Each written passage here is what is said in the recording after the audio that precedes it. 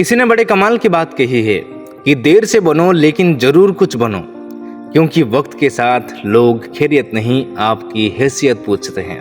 नमस्ते दोस्तों, story club में आपका फिर से स्वागत है। आपके लिए एक बड़ी छोटी सी कहानी। एक समय की बात है, एक गांव में नरेश नाम का एक व्यक्ति रहता था। वह बहुत ही आलसी था और कोई काम नहीं करता था, बस इधर उधर से खाने की व्यवस्था कर लेता था, गपशप किया करता था, अड्डे मारा करता था। तो एक दिन वह व्यक्ति जंगल में घूमने के लिए गया था। तो उसने देखा कि एक लोमड़ी लंगड़ा कर चल रही थी। उसको देखने के बाद वो सोचता कि ये लोमड़ी जंगल में लंगड़ा कर चल रही है और इसका एक पैर भी टूट गया है। लोमड़ी की हालत देखकर व्यक्ति ने सोचा कि इस हालत में ये लोमड़ी इतने दिनों से जीवित कैसे है और किसी ने इसका शिकार क्यों नहीं किया। इस घने जंगल में खाने के लिए मांस कैसे मिलता होगा इसे। यह सोचते हुए वो व्यक्ति लोमड़ी के पीछे पीछे चलने लगा ताकि जान सके कि उसकी खाने की व्यवस्था कैसे होती है, क्या होती है। फिर कुछ देर चलने के बाद व्यक्ति को जंगल में एक शेर की दहाड़ सुनाई दी। वो डरकर पेड़ पर चढ़ गया और थोड़ी देर रुकने के बाद उसने देखा कि शेर के मुंह में एक मांस का टुकड़ा है और वो शेर उस मांस के टुकड़े को लेकर के उस लोमड़ी के पास आ जाता है और लोमड़ी को एक टुकड़ा देता है।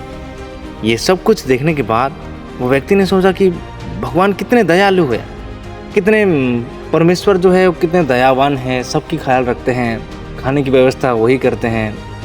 वाह, बहुत कमाल की बात है। बड़ा थैंक यू कहने लगा, थैंक गॉड कहने लगा। और ये सब कुछ देखने के बाद व्यक्ति ने सोचा कि मैं भी तो भगवान की प्रार्थना करता हूँ, पूजा करता हूँ, भगवान कितने दयालु हैं कि लोमड़ी के लिए खाने की व्यवस्था भी कर दी, मैं भी तो पूजा पाठ करता हूँ, मेरे खाने की व्यवस्था भी वही करेंगे।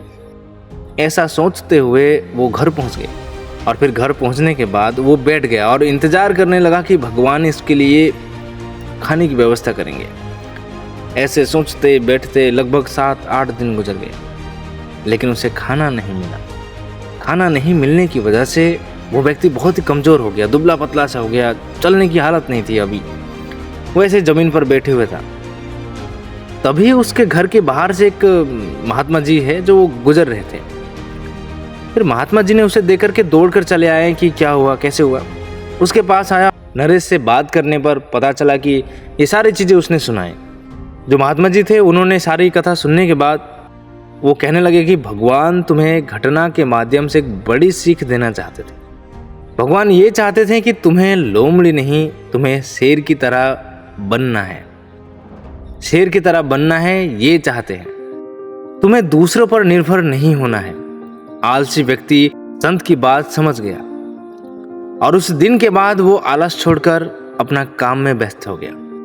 दोस्तों, ये कहानी वो लोमड़ी की नहीं, वो शेर की नहीं, ये कहानी हम लोगों की है। ये छोटी सी कहानी हमें सिखाती है, समझाती है कि हमें भी उस शेर की तरह बनना है, ना कि उस लोमड़ी की तरह। हमें देने वाला बनना है, हमें दूसरों पर निर्भर नहीं रहना है। हमें अपने लाइफ से अपने आलस्य को दूर करना है, तभी हम भी एक शेर की तरह बन पाएंगे, जो कि खुद के साथ साथ दूसरे की भी हेल्प कर सके, मदद कर सके। हम में से कई सारे लोग काम शुरू करते हैं, लेकिन कुछ दिनों बाद हम अपने आलस्य से अपना काम छोड़ देते हैं। हमें लगता है कि नहीं होगा, हमसे नहीं हो पाएगा, लेकिन एक बात हमेशा याद रखना, कभी कभी गुच्छे में लगा वो आखिरी चाबी भी ताला खोल देती है। जाते जाते स्टोरी क्लब्स आपसे यही कहता है कि अपने काम से प्यार करो, अपने सपनों की उड़ान भरो, अपने आलस्य को दूर करो और कर दिखाओ कुछ ऐसा कि दुनिया करना चाहे आपके जैसा। चैनल पर नए आए हो तो सब्सक्राइब जरूर कर देना। फिर से मिलेंगे एक नई कहानी के साथ, तब तक के लिए स्टोरी क्लब में आपका फिर से स्वागत रहेगा।